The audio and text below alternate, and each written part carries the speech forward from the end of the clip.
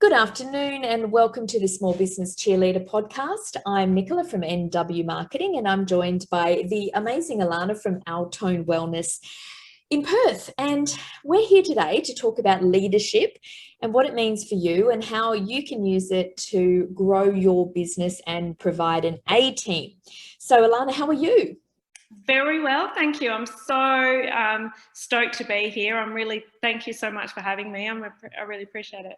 That's okay. I'm really looking forward to it because leadership is something that is so important in small business, in any business, but especially getting the right team together, engaged team for small business. So I think it's imperative that you have had so much experience in this area. So I'm so glad you can come and talk to us all about it, because a lot of people are only new to this and want to know what the best things are. So let introduce yourself a little bit and how you came to be where you are now and how leadership came into your life.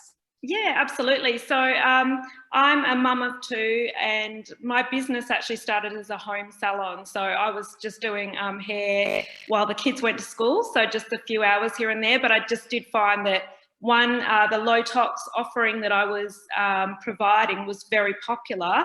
I sort of started it for my own selfish reasons of not wanting to be with the toxic chemicals all day, every day. And turns out, other people want safer options as well, which was beautiful.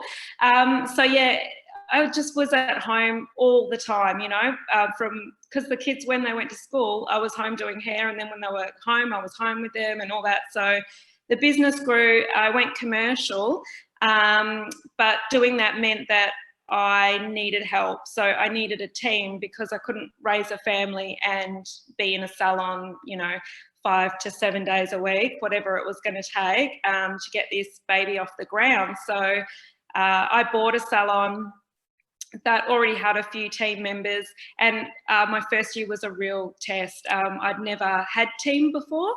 So yeah, you could say I got a real crash course in HR and leadership skills.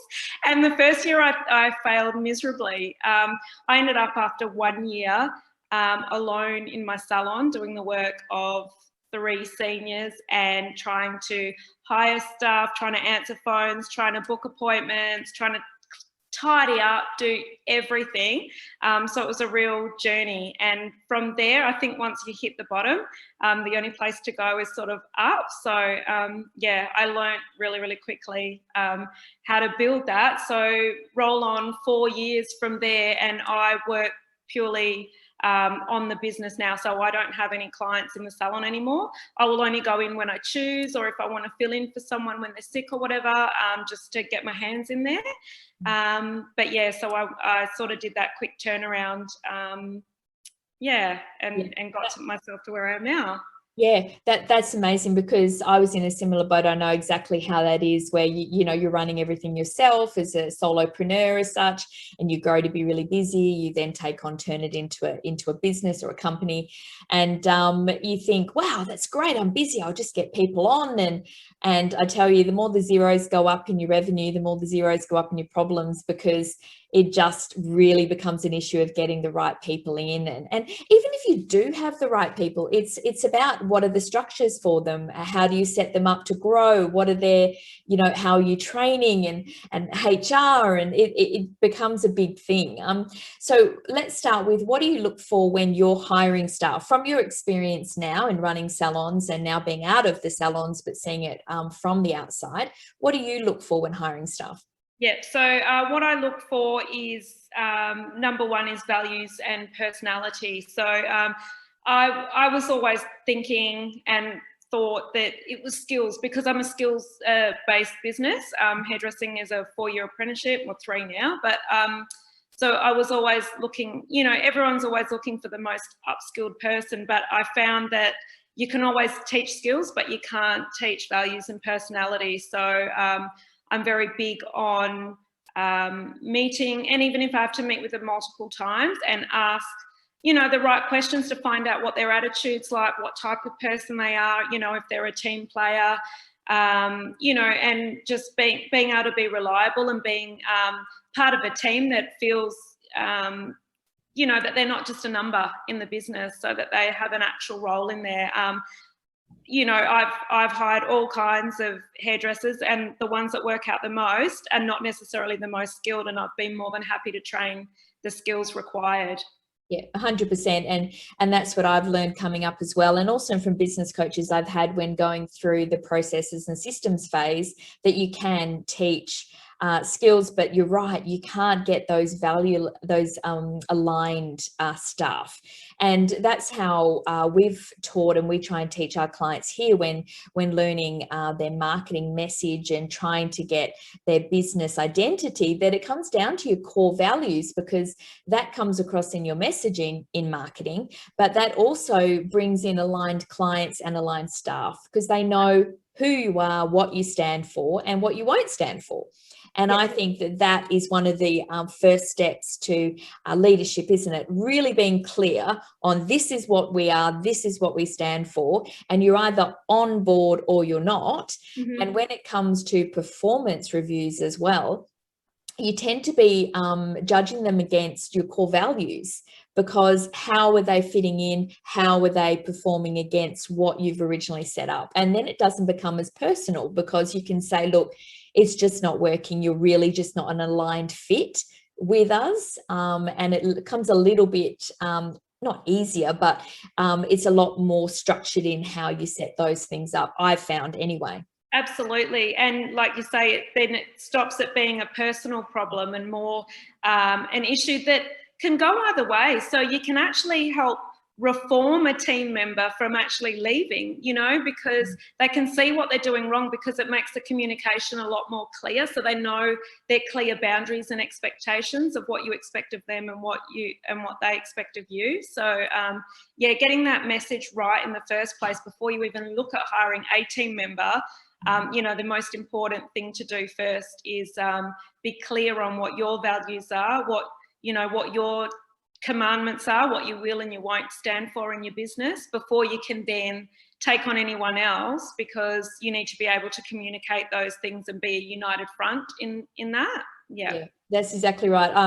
I've worked with a lot of tradies in this realm, you know, when we work together, trying to get, you know, their culture right and trying to get that together. And I know I did some work with a concreter who was doing extremely well, but was finding it really hard to get aligned staff.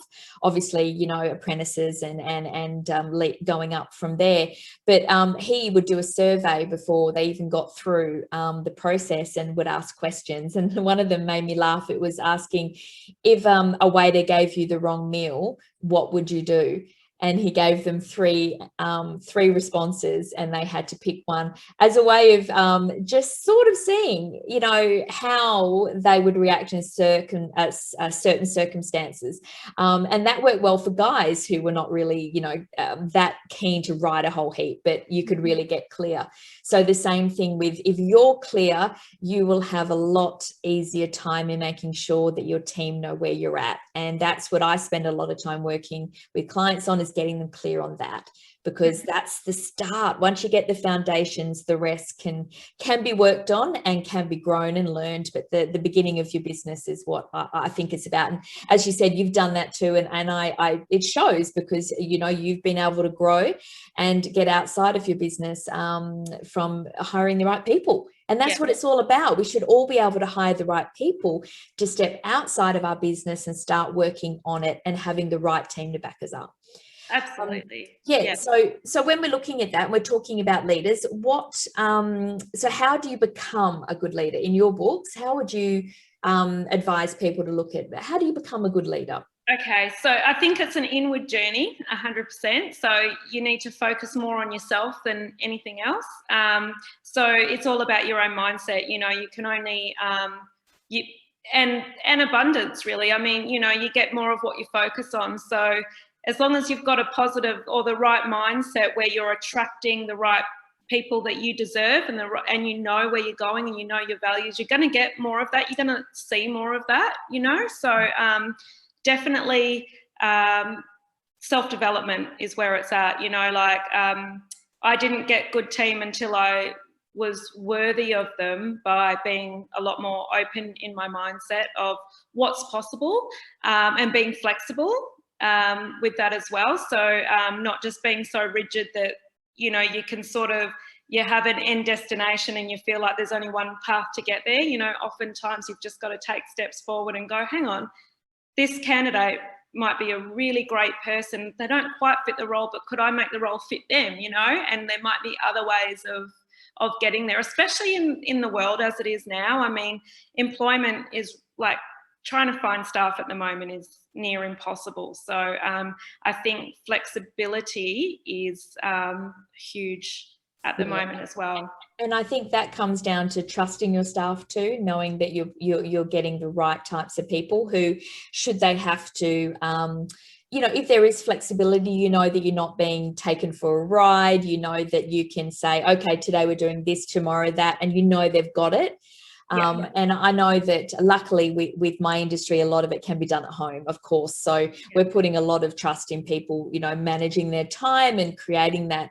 But the more I find that people are along on the journey, which is a lot of other work that we do, following on from the values, is the vision mission, isn't it? About saying, well, this is where we're going to take this business and this is what we're going to achieve by when. And we want you along as part of that, and how are you going to fit into that journey? And people are more likely to buy in if a leader has a vision, don't they, of where they see the business going, because they will come along for that ride if they believe in your values and where you're going with your business. And as long as you're buying into their needs and wants as well. So it's got to be, in my book, a win-win-win situation. So a win for me personally, a win for my business, and a win for them. So often, like, I have meetings weekly with my team, one-on-ones, and we have monthly team meetings, but the one-on-ones is really to check in with them, and I give them exercises to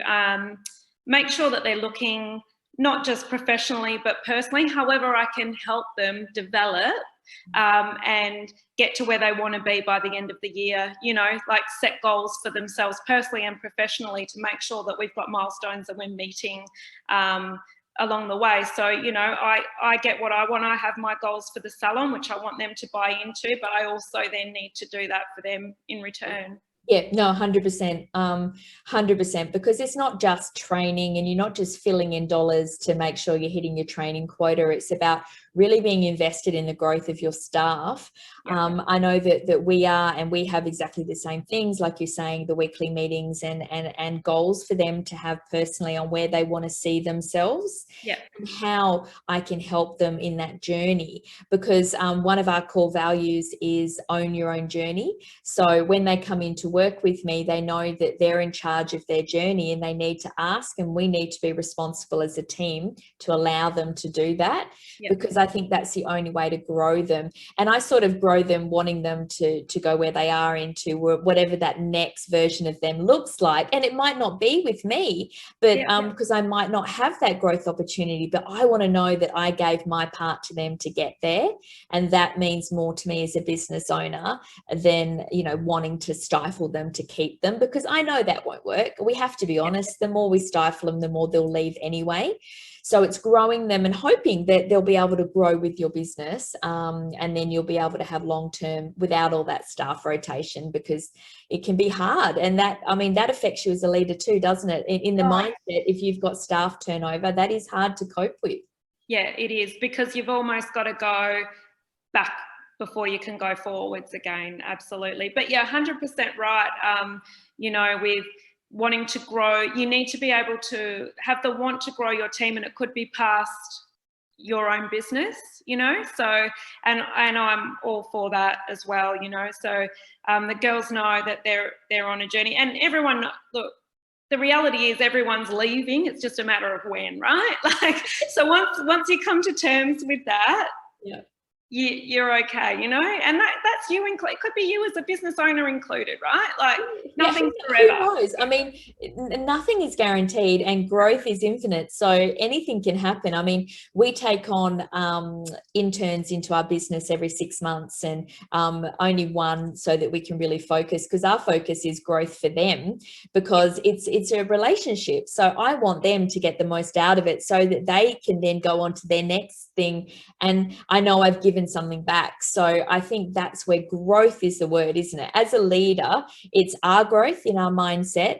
our growth in never stopping to learn as a leader, and then never stopping to want our team to grow. And I think the more you get into that mindset, and as you say, you're not structured so much that you got blinkers on, you're more open, and that openness allows you to invite more into your world.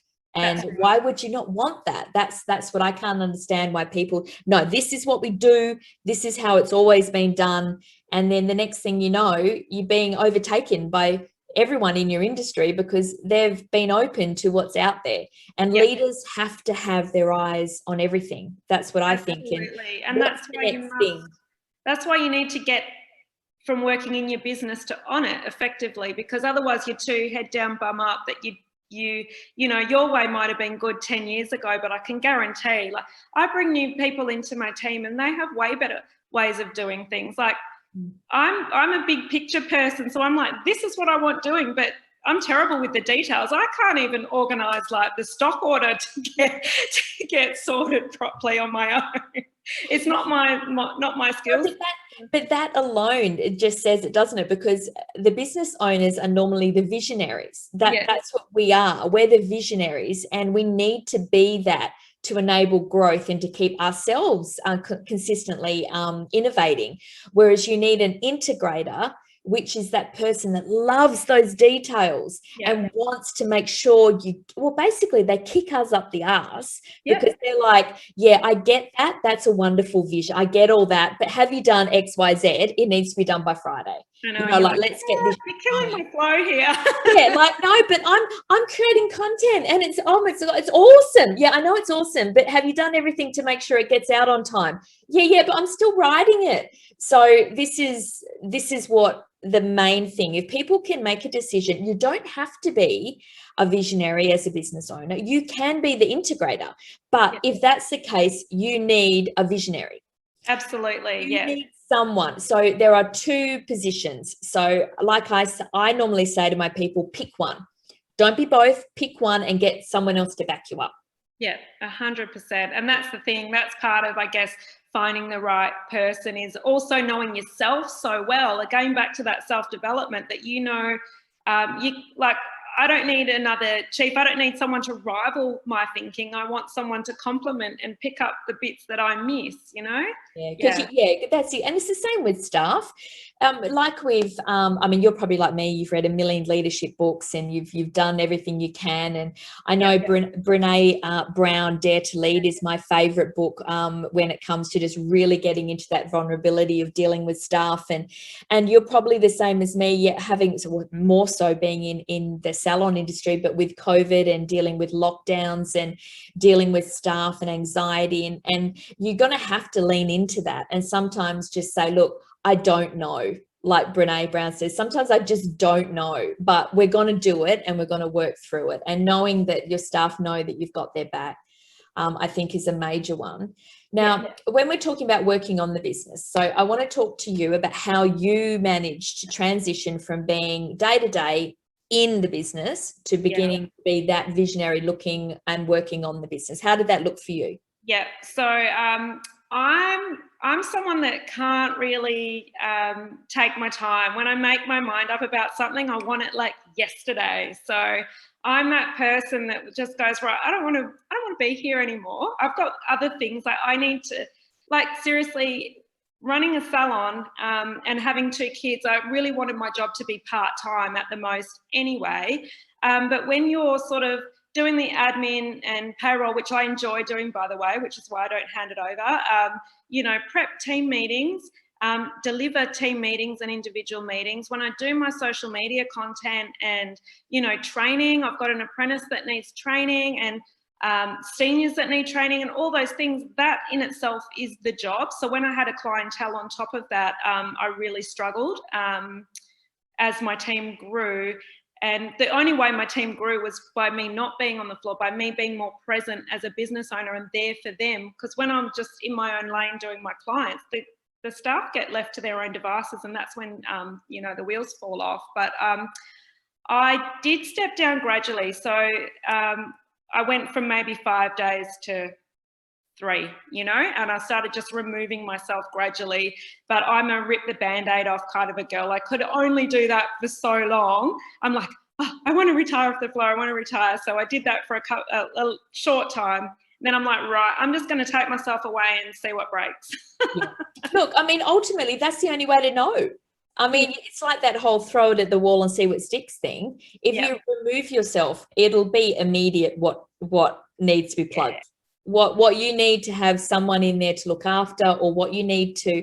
The one thing that helped me the most in making that transition out was making sure there was processes in place. Yes. As soon as I worked out that processes were the key for me in making sure that everyone knew what everything was supposed to be happening without having to come to me, it just lifted off. People were making their own decisions based on what the processes and also what our values said. Because one of our values is no drama ever. So if any client starts bringing in drama, or if one of the other staff members starts bringing in drama, my senior staff are like, we're not about that. So I'm not going to get engaged in that, because one of our values is we don't let our energy go to drama. So, you know, that's, again, having those things in place from the beginning will allow you to step. Absolutely. Sometimes, though, I think when you've been so far in your business, like me, like it was just me, and then you haven't, one, had time to develop the systems, and two, if you're kind of like me, I didn't realize what systems I needed in place. Like there are some, absolutely, you know, there's a client journey and there's some back end stuff that absolutely, but it's not till you step away and you get these blooming problems that you're like, oh man, like really, really. So I would have a notebook, and at the end of the day, they'd always have to check in with me at the end of the day and let me know how the day went. And they'd have to do like a problem outcome sort of scenario. So I was always putting the solution back on them to the best of their ability, you know, unless it's like the blood fire rule where, like, if it's an emergency, let me know. If it can wait till the end of the day, however, write down what the problem was and how you would best solve it. And 9 times out of 10, like, you know, when they're coming to you wanting to know like how to change the cartridge in the printer, I'm like, I don't know that any more than you guys do. Like, and the more removed you get, I know that sometimes now with social stuff, because I'm more removed and I'm doing more of my own, not as many client accounts. They'll one day, you know, one of the girls will be off or something will happen, and I step in and I go, oh, I haven't done that for a while. How does that work again? Or there's been a new update, or like the iOS thing updated, now it hates Facebook, and you're like, what the hell? Like, it used to be great before. So yeah, it's really about keeping on top, but not being in everything. Hey, allowing them some room to make their own decisions. They'll make some bad ones. We know that.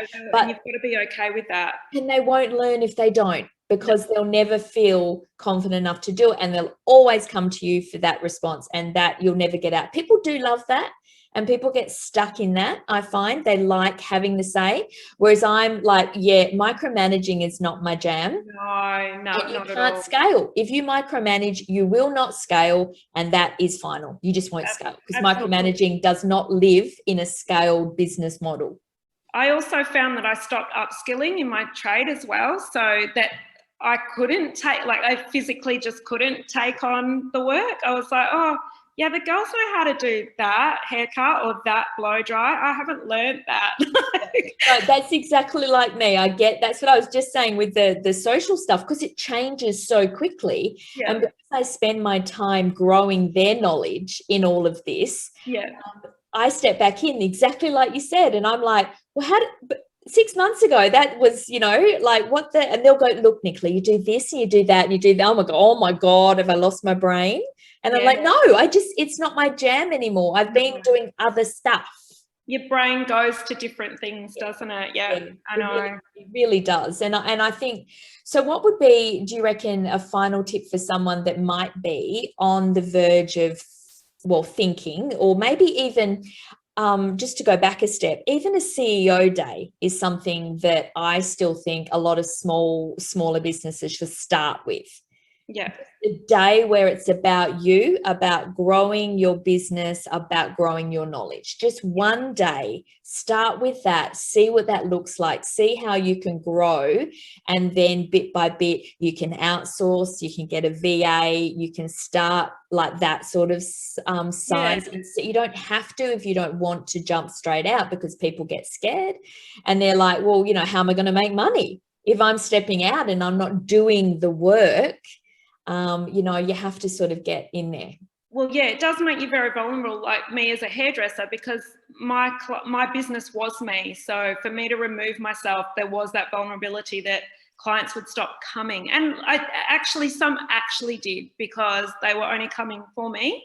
But I was okay with that, because the proof's in the pudding that my business has grown month on month, year on year, since I've removed myself from the floor. So I've got to be okay with that balance. But it comes back to, like, I started doing like a family tree, if you would, of my business. So when it was me, and I was like, okay, what's all the positions that I do? And I started to nut those out. So there's a senior stylist position, there was a receptionist position, there was this and that. And I would branch them out and go, okay, which one would I outsource first, or which one would I love to, you know, help with most? And it might be that you never take your hands off the wheel, and that's perfectly okay.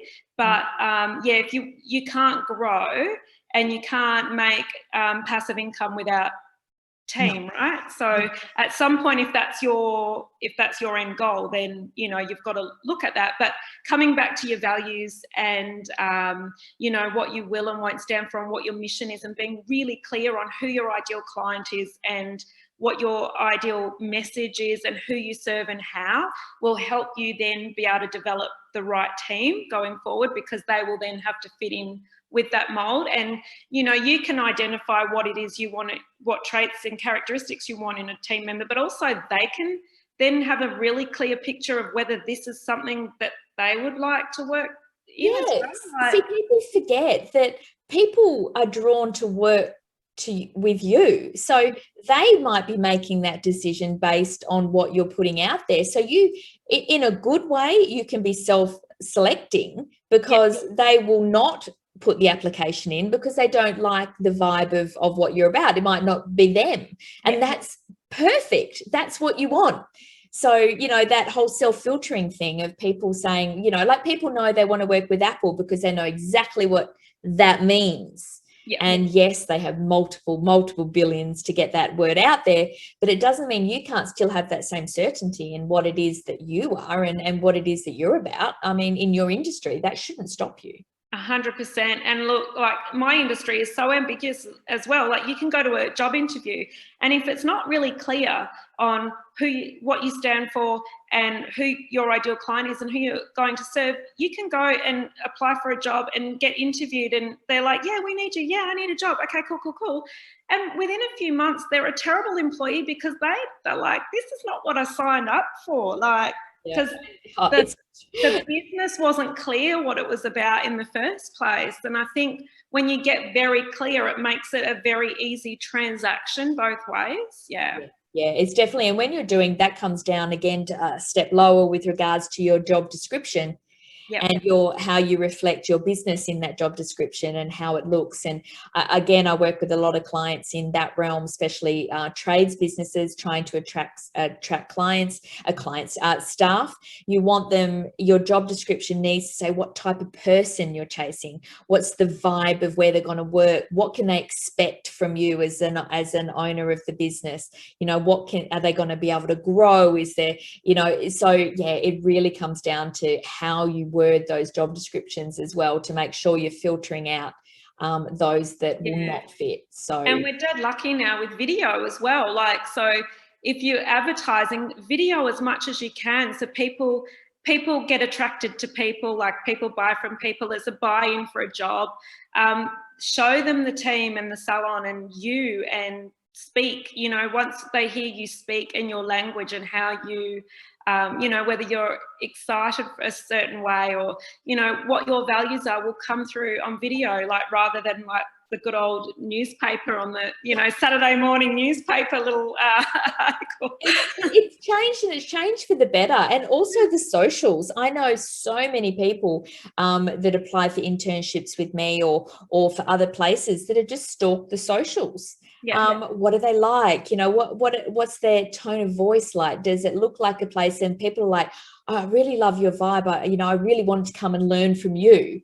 And that's what you want. You want people to get that so that they're already invested before they've even started. They can see themselves there. They can see their journey. And that's going to already just be a fantastic start to a working relationship. Exactly. So use those tools you've got, like you said, your video, get sure your socials are good. You know, a lot of advertising for positions are through socials now because of that exact reason. People will tag someone, or people will, make sure that the person who needs to see it.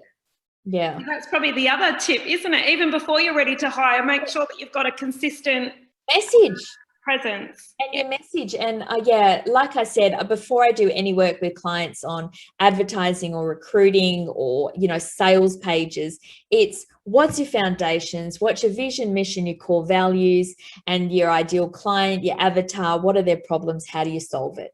Sort that out first, and then the rest will happen, because like we said, you're then open, and then you're going to welcome stuff in that's aligned. If not, you're just going to be banging your head against a wall because no one knows what you're about. No. And you will get those consistent bangs of people who just want a job or just follow you, and they're like, this isn't what I thought they were, because they don't get that consistent messaging of what you're about. Yeah. And you don't see, there you go, we're talking about leadership, but it always comes down to messaging, and it always comes down to who you are and knowing that.